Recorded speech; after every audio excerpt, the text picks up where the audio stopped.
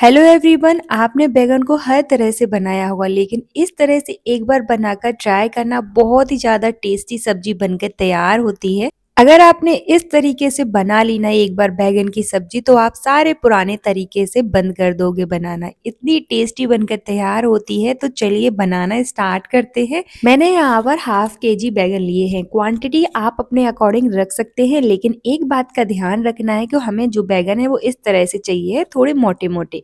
तो यहाँ पर मैंने बैगन को सबसे पहले अच्छे से वॉश कर लिया है और इस तरह से हम नाइफ से उसको कट करेंगे। बैगन आप इससे थोड़े पतले भी ले सकते हैं, लेकिन इस तरह से हमें बड़े और थोड़े मोटे ही चाहिए हैं। और इस तरह से हम काटेंगे। तो यहाँ पर आप देख सकते हैं कि हमें किस तरह से कट करना है। तो एक बैगन में से हम इस तरह से 3 पीसेस करेंगे और इस तरह से ही हमें कट करना है बैगन को। तो एक एक करके हम इसी तरह से सारे बैगन को कट कर लेंगे। अगर आपके जो बैगन है वो थोड़े पतले हैं तो आप उसमें से 2 पीस कर सकते हैं और हाफ कट कर लेंगे इस तरह से। तो एक एक करके इसी तरह से कट रखेंगे। अब लेंगे हम नाइफ। तो नाइफ की मदद से इस तरह से हम बीच में से कट लगाएंगे। तो हमें इस तरह से कट लगाकर तैयार करने हैं सारे बैगन को, लेकिन हमें दोनों साइड से कट नहीं लगाना है, सिर्फ एक ही साइड कट लगाएंगे और एक साइड इस तरह से खाली छोड़ देंगे। तो एक एक करके हम सारे बैगन को जिसको हमने कट करके रखा है इस तरह से कट लगाते जाएंगे। बहुत आसान है। इस तरह से आप इजीली इसमें कट लगा सकते हैं। इस तरह से बढ़िया से आराम से इसको कट लगाते जाइए। एक एक करके इसी तरह से सारे बैगन में कट लगा लीजिए। एक बार इस तरह से अगर आपने ये बैगन की सब्जी अपने घर वालों को खिला दी ना, तो वो हर बार इसी तरह से आपको बैगन बनाने के लिए बोलेंगे। तो देखिए यहाँ पर मैंने सारे एक एक करके कट लगा लिए हैं। अब बनाते हैं हम एक बहुत ही ज़्यादा टेस्टी मसाला। तो यहाँ पर मैंने लिया है धनिया पाउडर। तो यहाँ पर मैंने 1.5 चम्मच धनिया पाउडर लिया है। क्वांटिटी आप अपने अकॉर्डिंग रख सकते हैं। अगर आपने ज़्यादा बैगन लिए हैं तो यहाँ पर धनिया पाउडर की क्वांटिटी को भी बढ़ा दीजिएगा। अगर आपने मेरी तरह हाफ केजी लिए हैं तो यहाँ पर क्वांटिटी 1.5 चम्मच ही रखिएगा। साथ ही में जाएगा इसमें जीरा पाउडर और गरम मसाला ऐड करेंगे हम आधी आधी चम्मच। साथ ही में कलर के लिए थोड़ी सी हल्दी डालेंगे और हम डालेंगे इसमें आधी चम्मच कश्मीरी लाल मिर्च और सारी चीज़ों को अच्छे से मिक्स कर लेंगे। तो सारे मसाले हम इस तरह से बढ़िया से मिक्स कर लेंगे। तो हमें इस तरह से एक मसाला बनाकर तैयार करना है। तो देखिए हमारा जो मसाला है बिल्कुल बनकर तैयार है। तो इसी तरह का हम एक मसाला बना लेंगे जिससे हमारे बैगन बहुत ही ज़्यादा टेस्टी बनेंगे। तो चलिए मैंने अच्छे से सारे मसालों को मिक्स कर लिया है। यहाँ पर मैंने मसाले हाफ केजी बैगन के अकॉर्डिंग लिए हैं। अगर आपकी क्वांटिटी ज़्यादा है तो ज़्यादा मसाले ले सकते हैं, कम है तो कम कर सकते हैं। अब लेंगे हम बैगन जिसको हमने कट करके रखा था। तो जिस साइड हमने कट लगाए थे उसी साइड से हम मसाला कोट करेंगे। जिस साइड हमने कट लगाए हैं उसी साइड इस तरह से हम मसालों को कोट करेंगे, अपोजिट साइड नहीं करेंगे। तो इस तरह से अच्छे से कोट कर लीजिए और मसालों को अंदर तक इस तरह से भर लीजिए। जो हमने कट लगाए हैं उसमें अंदर इस तरह से अच्छे से भर लीजिए, तभी जाके जो हमारी सब्जी का टेस्ट है वो बहुत ही ज़्यादा अच्छा आएगा। तो इस तरह से हमें बढ़िया से जो हमने कट लगाए हैं उनमें इस तरह से मसालों को भर लेना है।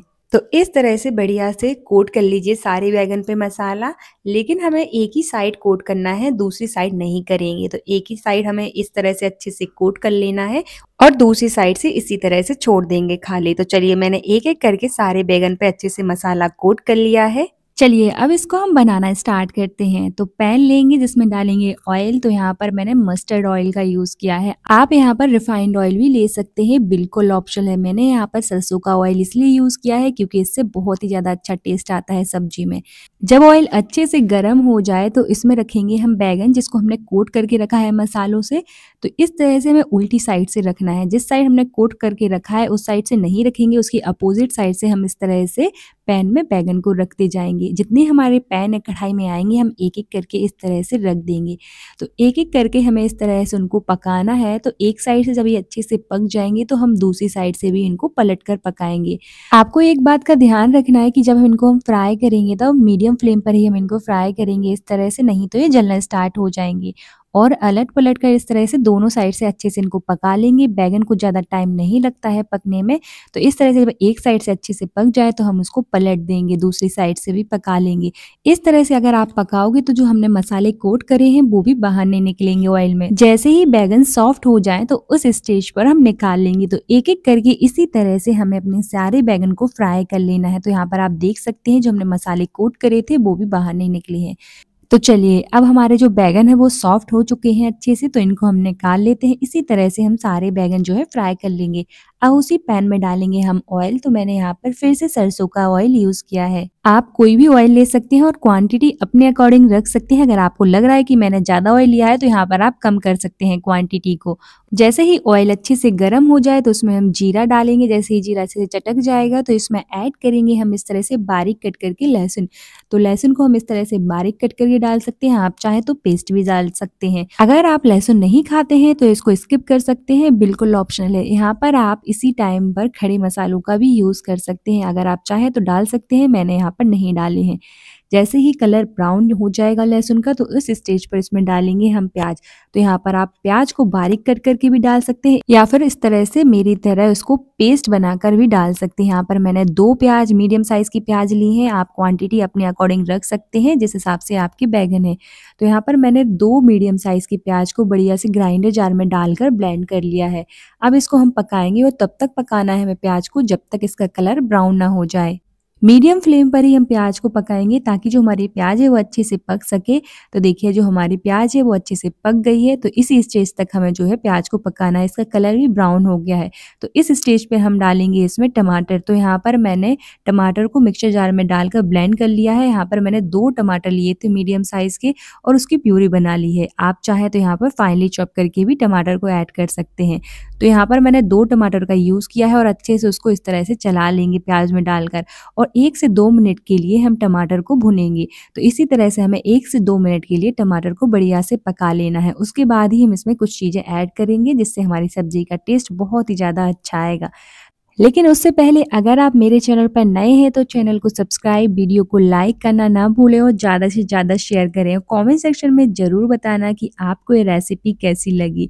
तो यहाँ पर आप देख सकते हैं मैंने 2 से 3 मिनट के लिए जो टमाटर है वो अच्छे से इस तरह से पका ली है। जब टमाटर का टेक्सचर कुछ इस तरह से हो जाएगा, अच्छे से पक जाएंगे, तो उस स्टेज पर इसमें ऐड करेंगे हम कुछ चीज़ें। तो चलिए इसमें ऐड कर देते हैं। सबसे पहले इसमें ऐड करेंगे हम नमक। तो यहाँ पर नमक हम टेस्ट के अकॉर्डिंग ऐड करेंगे।